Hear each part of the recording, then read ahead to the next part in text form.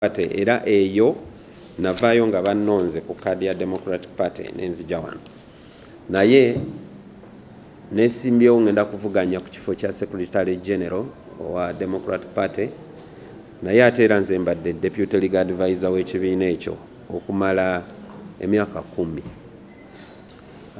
mbadde bwentyo bwenkiweereza naye kati waliwo ensonga y'okulonda gye njagala twogereko si mu DP mwokka wabula ne mu bibiina ebirala bw'otunuulira mu kibiina kya FDC ndoza bali mu kulonda ekya NRM bali mu kulonda ewaffe yonna baddeyo eggulo nga n'eŋŋuumi ekaaba kati naffe mu Democratic Party tuli mu kulonda badde mbagamba nti nabaddeko ebusiya ku Lwokutaano nga balonda ate ng'ekyo kye njagalira ddala ekibiina kyaffe kibeere nga tulonda okuva wansi kuba constitution yaffe etugamba nti tulonde nga abakulembeze nga tubajjira ddala mu byalo era nze naddayo ewaffe ekittanswa ne bannonda wansi ku kyalo n'olwekyo kati wano waggulu tulinawo ebizibu eby'enjawulo bye tulina okutunuulira okusooka baateekawo ssente nga executive tetudde ez'okusasulwa abaali beesimbye abagenda okwesimbawo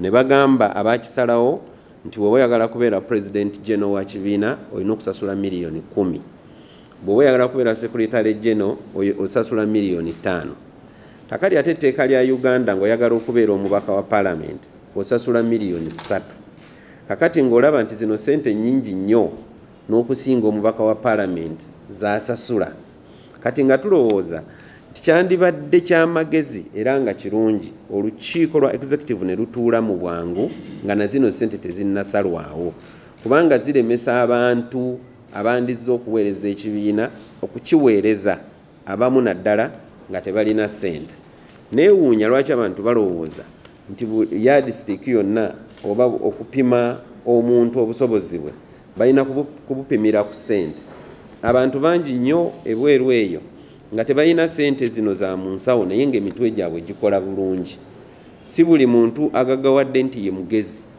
ate si buli muntu nti mwavu nti musiru kakati twandirowoozezza nti kyandibadde kirungi abantu ne balema kubabinika essente nnyingi kyokka mu kubinika abantu ssente ebibuuzo ne bibaawo buli muntu eyeesimbyewo yasasudde kubanga nze nasasula era risiiti yange gye najja mu banka ne bagiteeka ku social media n'abamawulire ne njibalaga oba be neesimbyewo nabo bonna baasasula kakati nga njagala Treasurer General mukyala bamuyita Babirye Kabanda agende mu bank aggyeyo statement ya account ya Democratic Party atulage buli omu yasasula essente ez'okwesimbawo kuba tulina obukakafu nti abamu tebaasasula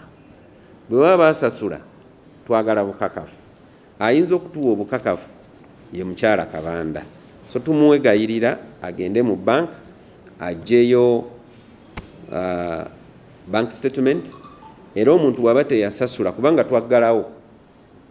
baggalawo okutwalayo empapula kati ataasasulwa mu bumpimpi abataliimu Secretary General bwe yali ayogera yagamba nti tewajja kubaawo omuntu aleeta cheque ayagala ssente nga za cash oba receipt ng'evudde mu bank kati abasinga ku ffe twatwala receipt evudde mu bank naye waliyo abaatwala eza cash abo bensingira ddala okwagala abo oba ddala ssente ezo baazitwala mu banka nga zaava ku kitebe ne zigenda mu bank era twagala okumanya oba office ya Treasurer General yawaayo receipt ku ssente ezo ezaasasulwa bwe kitabeera ekyo kiba kitegeeza nti abantu abo tebaasasula ensonga endala enkulu gye ndowooza nti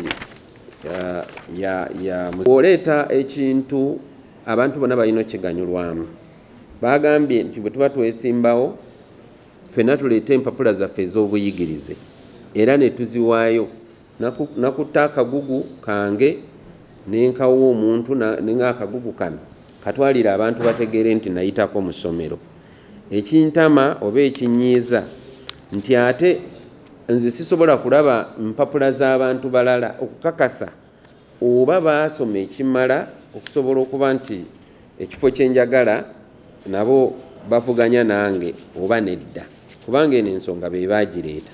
Kati twagala tukirizibwe okutunula ku mpapula z'abantu bonna betwesimbyewo nabo.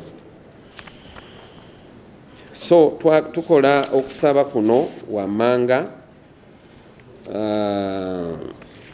ndowooza na kuno kukulu nnyo kwesimbawo abatulonda be ba delegates tubuzaayo weeks 2 naye tetumanyi ba delegates bajja.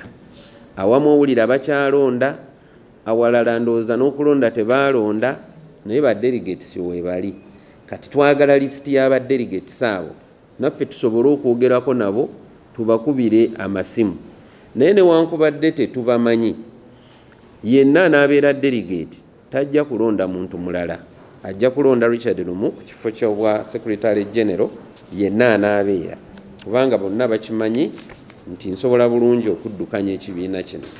Wadde nnyo waliwo akasenge ke bayita ICU room eyo mu malwaliro, wabeerayo abalwadde abayi. Kati ekibiina kyaffe kirwadde kiyi, kirwadde kiri ku macupa, kyetaaga omuntu ali serious asobola okukiwa time nga tegeera bulungi nga Richard Lumu, kisobole okudda engulu kijjanjabwe. Naye ba delegates abo mbagamba nti bwe tuba tutuuseeyo nabo batunulire ekibiina kyaffe ng'ekirwadde. So twagala okukola okusaba kuno, twagala oba njagala olukiiko ennamba y'aba delegates, list y'aba delegates bagiteeke mu mawulire.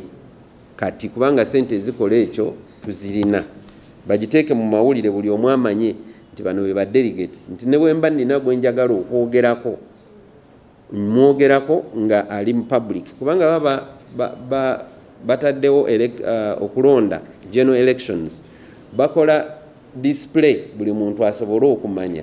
Naye kati ffe ate abeesimbyewo tebatukkiriza na kumanya banaatulonda. Ekyo kya bulabe nnyo eri democracy n'okukulaakulanya ebibiina. Ekyokubiri, twagala baveeyo batulage abantu abaasasula nga Treasury General amaze okugjayo bank statement. Ekyokusatu, twagala okutunula ku mpapula z'abannaffe betwesimbyewo nabo naddala ez'obuyigirize, kubanga be baazitandika, kati engeri gye baakitandika bakimalirize. Ekyokuna, twagala akakiiko ke bayita vetting committee kaviirewo ddala abo abagenda okwesimbawo. Bwe tunaagenda mu delegates conference, olukiiko olwo luyina obusobozi okulaba nti bavetinga bulungi abeesimbyewo. Ekyokutaano, twagala National Executive Committee etuule mu bwangu esalewo ebintu bino, ejjewo obuzibu obuliwo ng'okulonda tekunnatuuka ng'ennaku z'omwezi 3 May 2025. Okwemulugunya kuno ngenda kubawa kubanga ekiwandiiko weekiri nkoze ne kopi nnyingi, buli omu ayinza okuba neyiye, buli omu ng'asoma yiye bayinza obutayagala kukola.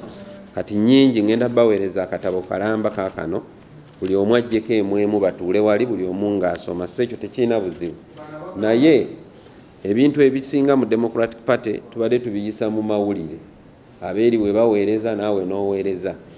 Kaakati manyi enkya bagenda kunvumaavuma era baddembe okunvuma, naye bwe banaamala okunvuma nze nja baddamu ng'omuntu eyakuzibwa obulungi nga sirina gwe nvumye, naye baddembe okwogera buli kimu kye bakola kye baagala. Naye kinteesezaawo press conference eno today nti kubanga enkya Democratic Party lwetuuza official press conference, kati banyambe banziremu eyo, tebanyamba kuleeta bivumo bikambwe, baddemu buzzi bye ŋŋambye.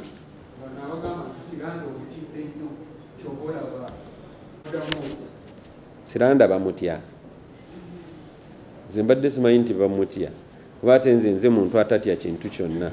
Kakale ate mube ntya ate ye Siranda taliimu. Kakati oyo tulinde mu delegates conference. Simanyi nti oba ali ku vetting committee gw'ombuulira. nze ddamu okisomo olaba ntaddemu erinnya lye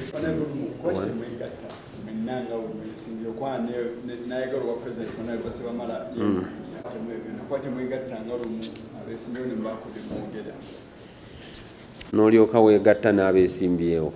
Kakati twamaze okuteekayo empapula zaffe ekitegeeza nti twesimbyewo.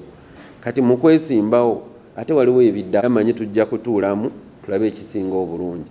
Todduka buddusi mu kkubo ne weegatta oba osooka kukola ekisooka ekiddako nakyo ne kikola ki. Kati ekisooka twakimaze ekiddako kye kikola ki kye kiddako.